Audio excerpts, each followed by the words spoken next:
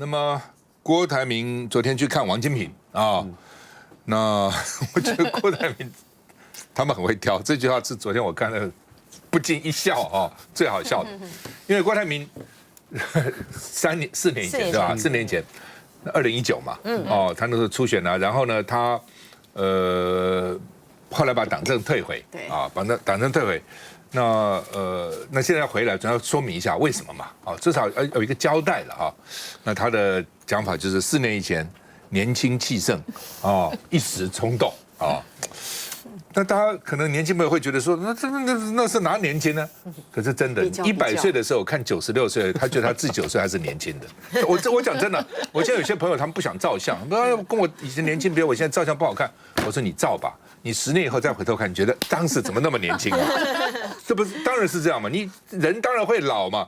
你看之前的当然觉得年轻嘛。所以郭台铭没错啊，他现在看4年前他年轻啊，年轻气盛啊，对不对？而且一时冲动啊。那现在呢，经过这4年比较老成持重啦，比较稳重了啊，这有可能啊。对他来讲，其实没错了哈。那实际上他当时为什么寄回党证，就是因为他生气嘛。为什么生气呢？因为据说了哈，不知道是不是真的假的，说连战呢邀集了一批20-30个人在报上登广告，骂他了，哦，骂他哦，那他就没有骂啦，就是劝，小以大义，对不对？但那33里面有不少是他气的是说，当时劝他出来选举的，哦，当时你们叫我选。对不对？但那些人也有道理，就是我当你选，你现在参加初选，那你现在没有胜出，你就这个愿赌服输嘛，你就支持这提名的人嘛。但他后来他也没有出来嘛，他也没有去扯后腿，其实也没有了，他就是好吧，你去选你就选了，他就不管这个事情了嘛。所以呢，他当时就的确我想是一时气愤，你们这些人当时支持我，叫我出来，现在居然还在报上登报，把党证退回了啊。所以呢，年轻气盛。一时冲动啊，但是呢，现在如果国家需要我，国民党需要我，义不容辞啊。他觉得我还可以尽力支持啊。那问题就是国民党支持满不满？国民党支持也很多了哈，有买单有不买单的了啊，因为他本来就有各种不同支持者嘛啊。那另外呢，这个有没有可能郭柯配哈？郭台铭说他并没有跟国民党联系啊，那而且没有郭柯配，不可能跟。这个柯文哲配，当然也有人说，你干嘛讲这么早呢？如果呢，你就讲说，我有可能回国民党，我也有可能跟这个柯文哲谈，你就主贵了。到时候呢，你真的有3组人的时候哈，鹿死谁手尚未可知。真的，如果3组，你说一定就民进党就赢吗？未必。哦，将来的形势可能会有变化，所以他就应该来找你这个人生导师。不，显然呢，这个郭台铭还是比较，对，他就说啊，我不会跟不会跟柯文哲配啊。那但是呢，也相信朱立伦会吸取4年前的教训，是什么意思？就4年前的那个初选，郭台铭其实提出很多的建议，比如应该用手机建议啦，应该办几场这个政见发表辩论讲的，国民党没有一件采纳他的。哦，所以呢，他说呢，所以才搞到后来大家都不欢而散。所以他说，相信4年前的这个初选办法应该不会像今年应该不会像过去那样的。他意思是这样的，但是会怎么样，我们真的不知道。我们看一下，也许当时年轻气盛啊，一时的冲动，我想这个也牵涉到不到这个道不道歉的问题。我自己可能做了决定可能没有考虑到很多当时的政治情况。有别以往郭董强势风格，道歉2字虽没直接脱口，但态度明显软不少。4年前他69岁，因为总统初选之乱怒退党，连带让蓝营大选翻车。郭台铭强调，这次他不一样，时空的背景的不同这的4年来我想我也学到了不少，我也不计较任何形式，只要有需要，我义不容辞的绝对的做出我应有的贡献，我必须要尽全力。这番我准备好了宣言，郭台铭的心动明显转化为行动，约见前立法院长王金平，要在总统这仗先发制人。应该秘书长最近会去看他会跟他见面。进一步透露谈话内容，郭台铭的确想回党，但怎么回、什么情势回，还得先和党达成共识。现在的朱主席应该会吸取4年前的教训那么他因为定一个海纳百川，而话锋一转，传闻可能的郭科配郭董直接打枪，没有郭科这个议题哈，我觉得这个不晓得哪里传出来。4年前太晚宣布参选，直接和党冲撞。4年后的总统路，郭董改为急行军，但先讲能否就先赢，似乎很难说。好，我们就找到当时2019年9月12号，31个国民党的这个大佬登报哦，那标题叫做“团结奋斗救中华民国”哦，叫郭台铭要进一步，要退一步，要让一步，要快一步啊，怎么样都要这个放弃一己的这个意见啊，要支持韩国瑜啊。那另外呢，这个你看从连战第一名，就是连战现在看起来带头没错，发动的，他是第一个嘛。马英九一路下来啊，包括吴敦义啊、吴伯雄啊。一路朱立伦啊，看到没有哈？洪秀柱历代主席都在这里哈，没在上面就不是个咖啊。对，所以呢，基本上他郭台铭当时为了这个你们就算了嘛，你就是我选输了就输了，我也没说要选嘛，那你们一定要登这个东西，这不等于羞辱我吗？所以火了，你们这些人里面中间还不少拿过我的钱干脆把党政退给你们。当时真的是这样你真的要讲开大家讲清楚还蛮难看的，真的是这样。来，执行长。对，所以对啊，我昨天跟赵大哥一样，对他讲的说，他4年前大家都希望他能够有一个解释。他说年轻气盛就让我想到每次我们在做造型的时候，那个化妆师说我们可以做个复古，我就瞪他一眼，我已经古了，还要做什么复古？所以这个复古只有年轻人才可以。甚至在选完高雄市长的时候，我的小编就跟我说，你赶快去拍个形象照。我说还有4年，我干什么他拍？他说4年又老了4岁，所以你最好现在赶快拍。所以昨天我看到他说年轻新人，我想他只是在表达出他那时候很多时候是考虑不周，可是那时候考虑不周有2年多的时间，很多人都在问，如果郭台铭他对于这个国民党还有某种程度的向心力，然后这次也想就是用国民党的名号出来，那过去2年是否可以比现在更有缓冲的时间来展现这个诚意？所以我觉得，当然朱立伦目前他所讲出来都是说3月4号之后，然后呢希望能够联合这个非绿的联盟，只要把民进党下架是最重要的。可是大家也知道，国民党其实被大家最诟病的就是内部的团结永远都没有办法做好。所以我觉得或许郭董他会有很多的知识栏，或者大家认为说他对于能源政策、对于国际情势等等之类，可能是具有总统的高度，但是还是一句话，当初这么样的不好看的状态之下离开国民党，这时候要再这时候再用国民党的名号来参选，是否也应该给国民党这些选民一个交代？我觉得这个东西是他当务之急，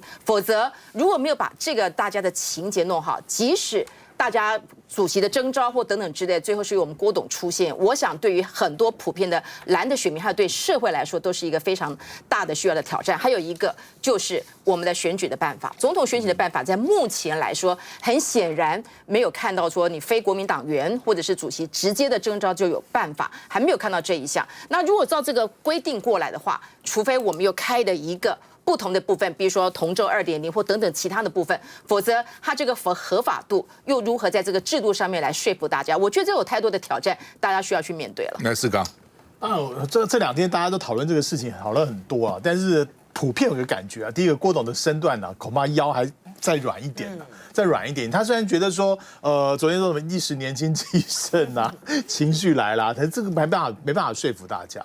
如果说他没有，他特别是昨天说没有所谓道歉不道歉的问题，我觉得这句话讲得太直白了，太硬了啦。当然，虽然知道说你现在在民间声望很够，但是你毕竟还需要跟国民党如果进行合作，如果你要去跟其他党合作，或者不用国民党，那都另当别论了。如果说你今天已经走了王金平这一招，显然你认为国民党是加入国民党是你胜选的一个必要的方程式的话，我觉得腰杆再软一点。如果你这个道歉2个字说不出来，你也可以说，就过去4年前的事情让大家造成困扰，我觉得很不好意思。其实也有换一句话讲了。就是换句话讲，而且你除了去看这些王金平之外，你包括像一些在市议会的市长的这部分、县市长的部分、党籍县市长是未来选举里面很重要的主力。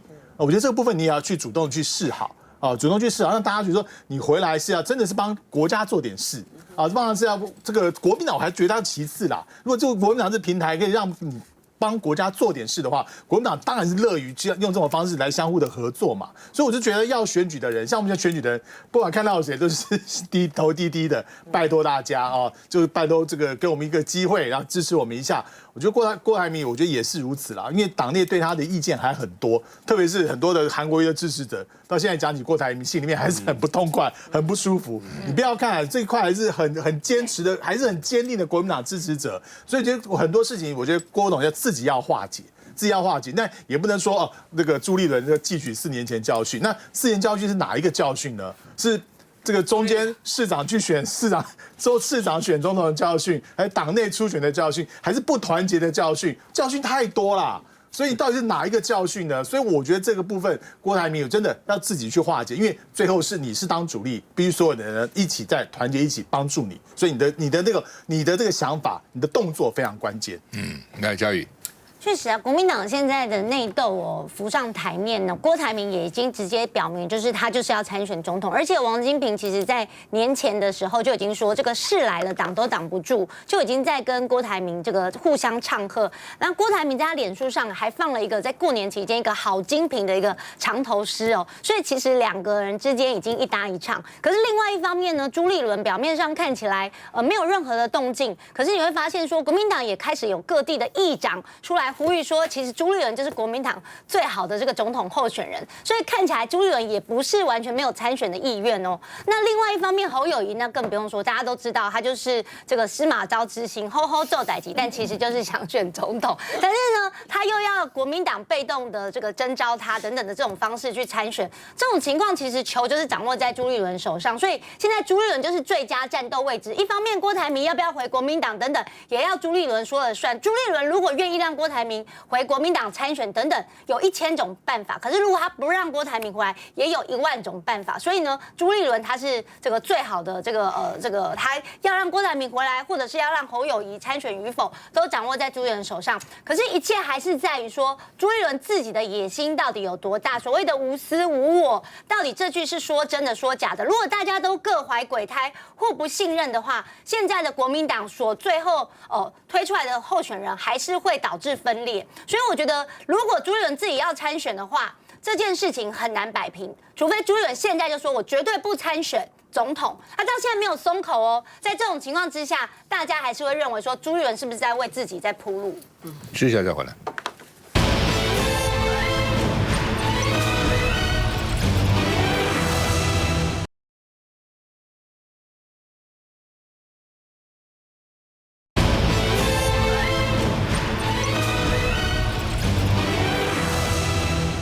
好，那么郭台铭跟王金平啊，这个说他要争取国民党提名啊。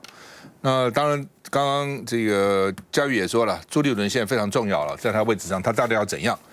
朱立伦昨天被记者问到说，国民党不照进也不拖哦，反正3月4号选完南投立委再说啊，补选以后再说啊。那另外呢，这个蒋万安。人家问蒋万安，那你对郭台铭要选怎么？蒋万安也不回答，说先把市政做好。呵呵，这台机，现在每个人都觉得呵呵这台机蛮有效的，很好用。呵呵这台机啊，那像黄卫虽就批郭台铭是生意人，财大气粗，不够谦虚啊，不谦虚啊。那另外呢，郭台铭这个下一步会加强曝光啊。另外呢，郭台铭说他为了台湾做事义不容辞。那问侯友宜，侯友宜就是台湾最重要的是内部团结，大家好好团结啊，团结最重要啊。那国民党内部也传出来啊，有人反对替郭台铭开巧门选总统啊。那据说了，不知道真的假的，说郭台铭跟侯友宜呢曾经讲好了，你选我就不选哦，所以呢，只要你选我就不选啊。那到底有没有这个事情？那问侯友宜说你们有这样的承诺吗？侯友宜说从头到尾就是做台积，好把事情做好好把事情做好。所以联合报的评论是说郭台铭都表态啦，你侯友宜还在呵这台积吗？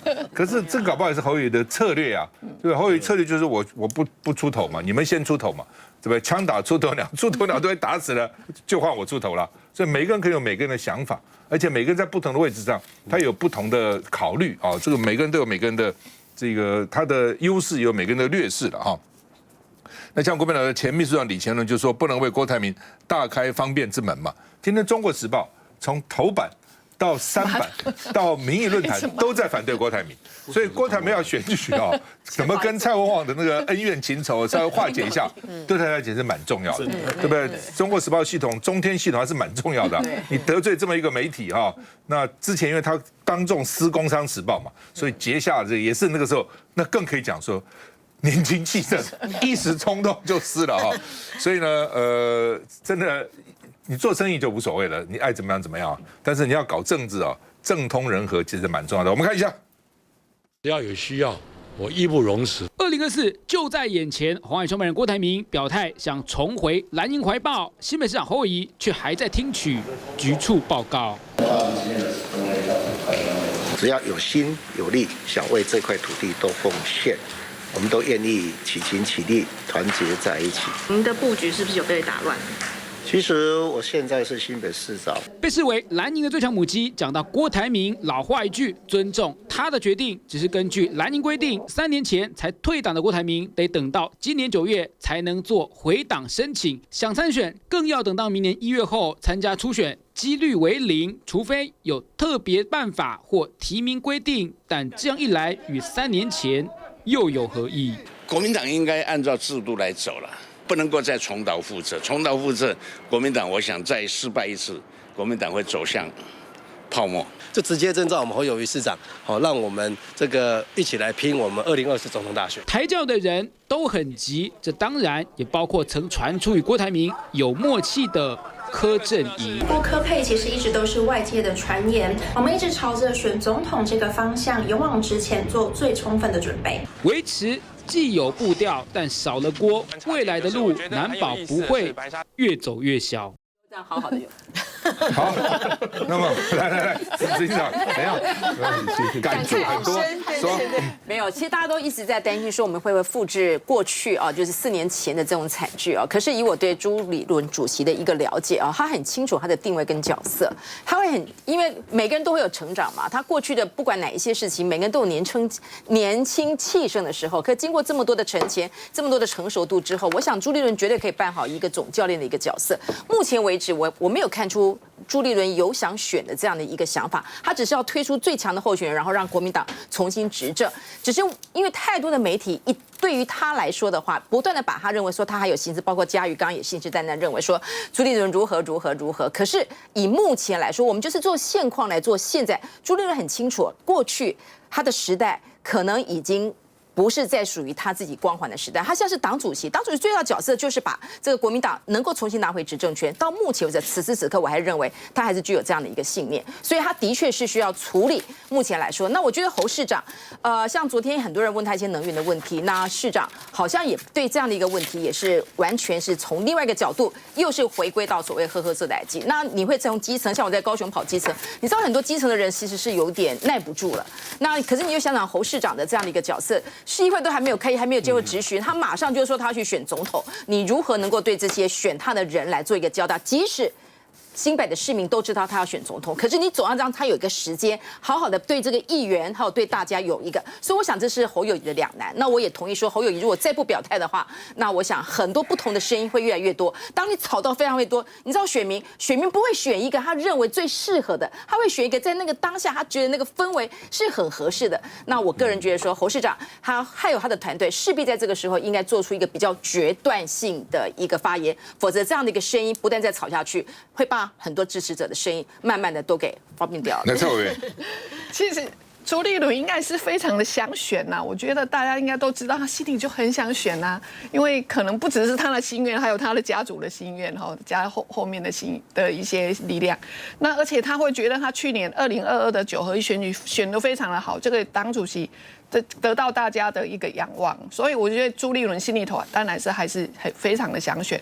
那侯友宜那就不要讲，我觉得他根本就是想选，但就是像爱加个 gay 协议，他希望人家拱他，而且他刚那个执行长有讲的，就是说现在可能他要面对议会，而且他开始去思考说，4年前韩国瑜出来的时候刚选上市长，然后就宣布要选总统这件事情，然后让大家觉得你是一个落跑市长，可能他还在思考这件，因为以侯友宜的这种很谨慎的这种谨小慎微的个性，我觉得他看到幕僚应该也很辛苦，整天都在很缜密的要如何帮他想一个说法啦，所以执行长也许你们应该智库也帮他想一个说法。怎么在议会里头，或者应该要出来表态？因为极早表态，其实就没有后面的声音。我觉得现在国民党真的，刚刚那个施刚有讲到说，是不是不要汲取历史的教训？其实你想想看，国民党4年前也是这么的乱，当时就是因为2018年选更乱。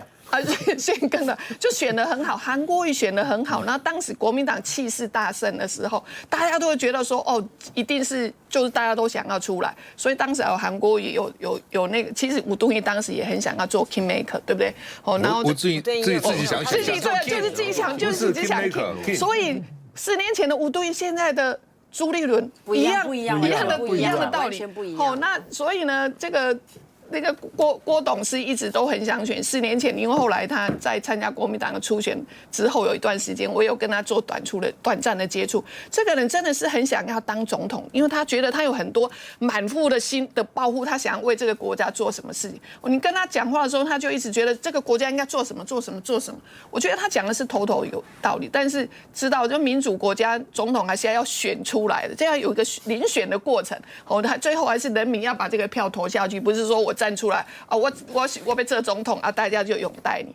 所以大概目前你想看4年前的情境跟对照现在的情境，朱立伦真的是讨个安莫内修。第一个当然说国民党你们总统的一些初选的民调到底规矩是什么？是大概叫来大概公了后，还是到时候又有人大佬又来刊登报纸？我说那这一次可能郭董就会更生气了哈。所以我觉得这个，然后再来就有一点就是说诸侯不和，好像也是大家不可能暗地里头的一个波涛汹涌的事情。所以就是谣言哦。对，谣言，但是也没有人出来去解释哈。所以最后搞不好真的最后出来选的居然是朱立伦，有可能。黄健庭曾经跟当时郭台铭好做副总统候选人，对，他现在是国民党秘书长，所以呢，国民党跟郭台铭之间还是有一个管道哦。黄健庭说，郭台铭是希望透过国民党选2024啊。那国民党前秘书长李乾隆就说呢，不应该为郭台铭开方便大门，一切照规矩来，叫波来。那曾明忠也反对，说不要初选会把国民党搞分裂啊。那郭台铭应该回国民党就支持侯友宜就好了啊。那朱立伦说，因为侯友宜讲过说朱立伦是朱立伦讲过侯友宜是最强母鸡嘛，那既然最强母鸡不支持最强母鸡，要支持谁啊？好，那另外ETtoday有一个调查了哈，说这个侯友宜的施政满意度是非常高的，新北市啊，那非常满意29%，还算满意13.9%，加起来有73%，哦，不太满意跟非常不满意加起来在20%啊，所以大家基本上满意他啊，基本上是满意他的啊。那另外呢，这个新北市民到底多少人支持他选总统？49.3%说支持他啊。那另外呢，37.9%差不多就是38%是不支持，49%是支持的哈。那另外呢，讲他做的非常好的里面，有多少人支持他？哦，既然做得很好，要继续做，还是可以选总统。认为侯友宜做得非常好的里面，支持他选总统是64.4%。啊，换句话说，这个其实支持度还算蛮高的了哈。好，那么乃菁怎么看？第一个，在郭台铭跟王金平的这个会面之中，到现在为止，大家还是觉得悬念很深的，就在于是说，郭台铭他没有说哦，如果国民党的这个办法让他不满意的话，他会不会自行参选啊？不过呢，从他的这个态势上面来看呢，他今天呢要回到国民党争取代表国民党参选，他就是知道说，如果他自行参选的话，他赢的几率不大。那赢的几率不大，他没有必要去玩这件事情啊。所以可能就说，如果没有办法得到国民党的提名的话，那他就不玩了哈。所以这个几率是比较大。那这个对国民党当然也是比较好的。第一个，第二个，那他怎么有把握，怎么有信心，觉得说他如果说国民党提出一个初选办法，他能够赢呢？啊，我昨天听到的，或是我这一阵子听到的是说，郭台铭认为，哈，他们不知道有没有自己在跑民调或什么，他的民调是领先侯友宜的。哈，我就说没有啊，那个媒体的民调都是显示，侯友宜领先郭台铭啊，他没有哦，就是郭台铭呢是领先侯友宜的，特别是这个是 TVBS 所做的民调，就是说他在两岸的这个问题的上面呢，处理的能力呢是比较好的啊，所以郭台铭呢应该有这个足够的信心，但是郭台铭要面对的一个现实就在于是说，今天为了你国民党要大开这个门，国民党要大开一个特别的方便之门的时候，你当然要争取到党内最大多数的人为支持啊，所以思刚讲的没有错啊。郭董呢，他不管是年轻或者是现在，我觉得他没有不气盛过了哈。他如果不是那么霸气的话，他怎么能够形成一方之霸呢？但是呢，你今天呢，是不是能够形成一股在党内的力量呢？就是说啊。希望呢，郭台铭能够来代表国民党参选，这个跟在4年前的情况完全不一样哦。4年前的情况呢，那时候呢，党内呢是有一股很大的力量的，就是觉得说，你郭台铭出来参选，因为韩国瑜虽然高票当选了高雄市市长，可他有任期的问题，他有落跑的问题啊。那如果郭台铭出来的话，这件不就解决了吗？所以说为什么？所以当时包括郝柏村院长，还有连战他们这些人都那么的鼓励这个郭台铭出来，就是为了解决国民党的困境嘛。那所以郭台铭后来才会那么的不高兴，不是吗？可是现在没有哦。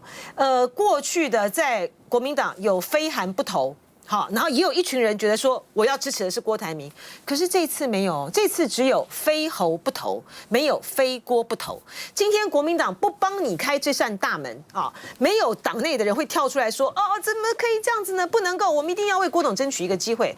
所以郭台铭现在应该要争取的是这一块的支持，而且呢，他要想他在接下来的这一段时间里面，他要怎么去塑造，就是他是最能够代表国民党能够赢得这场大选的候选人，他不要把他过去呢这个，因为他带头冲出来要捐疫苗，台湾民众呢觉得对他累积的那种感激的心情呢给磨损掉了，他太强势的做法会磨损的。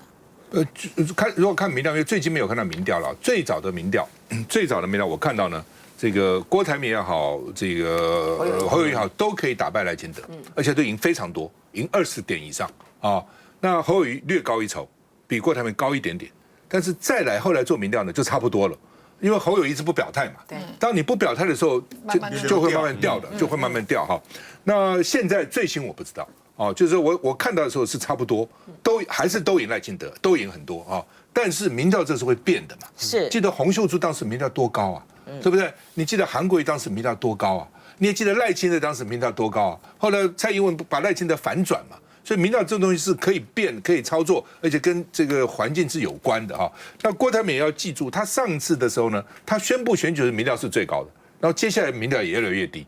所以你不是你宣布他哇很好，然后接下来你必须要有力量，又要有实质的内容来支持你的民调。会选的人是民调越来越高哦，那不会选的是民调越来越低。所以这些人都要仔细汲取这个历史的教训，休息一下再回来。